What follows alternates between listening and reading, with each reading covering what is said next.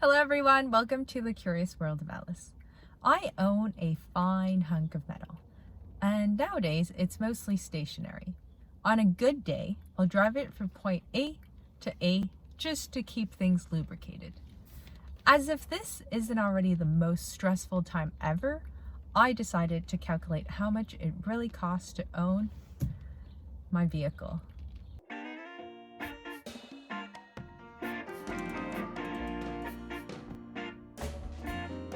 I've owned this vehicle for 3 years, and I have a spreadsheet that tracked every spending that has occurred to date. It turns out people in my profession love spreadsheets and use them in their personal lives as well. And no, I am not an accountant. All the costs will include taxes, which are 13% here in Ontario, and they're all in Canadian dollars. I'll also forecast the 8-year cost, given that for people who like to keep up to date with a relatively new model, that would be when they would want to change their car. And the 12-year cost. This brand of cars is known to survive high mileage up to greater than 300,000 kilometers. And I'm estimating to have driven it for 240,000 kilometers by 12 years. I own a 2017 Honda Civic sedan. It is known as a compact car and very fuel efficient. This is not a sponsored video, and Honda, if you watch this, please feel free to send me some money. And please subscribe so it will help Honda find this video. My car is financed with 0 down payment at 1.99% interest per year. It's $425 per month for 60 months. To date, I've paid $15,300. And by the time 5-year ends, I would have paid $25,500. And that's it. The annual cost for a license plate in Ontario is $120. At 3 years, I've paid $427. That's because when you buy a vehicle for the license plate itself, there's an additional cost. By 8 years, I would have paid $1,000, and 12 years, $1,500. Fueling your car. In normal times, I estimate to drive around 20,000 kilometers per year. What does that mean? My work is 16 kilometers each way. I have a pretty active social life, and I drive to Montreal about twice a year, which is 1,000 kilometers round trip. In 3 years, I've spent $4,000 on gas. This is with gas prices ranging from $1.10 to $1.30 per liter. In 8 years, I will have spent $11,000, and in 12 years, it'll be $16,000. For insurance, I have a clean record. That means I don't have any speeding tickets, no insurance claimed, no accidents, no red lights. I'm also paying for something called 5-year replacement cost solution. This means that if my car gets totaled within the first 5 years, I will get a brand new car. My insurance have been steadily increasing over the past few years.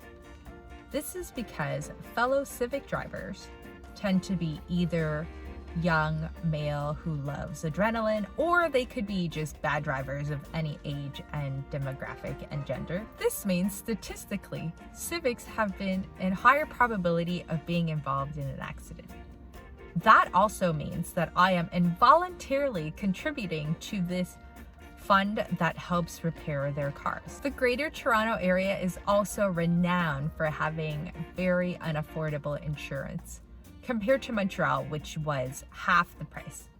That's also because statistically, Toronto have drivers who tend to somehow be involved in accidents at a much higher rate. My monthly rates have been from $156 increasing up to now $206. That means to date, I have paid $6,200. By 8 years mark, I would have paid $18,000. And by the 12-year mark, I would have paid $26,000. For parking, fortunately, it is free to park at my work. At home, I have to pay $40 per month, and this increases with inflation every year. And I also sometimes need to pay for public parking when I go to social events. That means to date, for the 3 years, I have paid $2,500, and in 8 years' time, I'm estimating $5,700, and in 12-year time, it will be $8,500. Maintenance. Compared to the other categories, it really isn't that bad. To date, I've paid $2,000, and in 8 years, I'm estimating $3,700. And in 12 years, $7,200. Maintenance is actually key for your car to survive as smoothly as long as possible.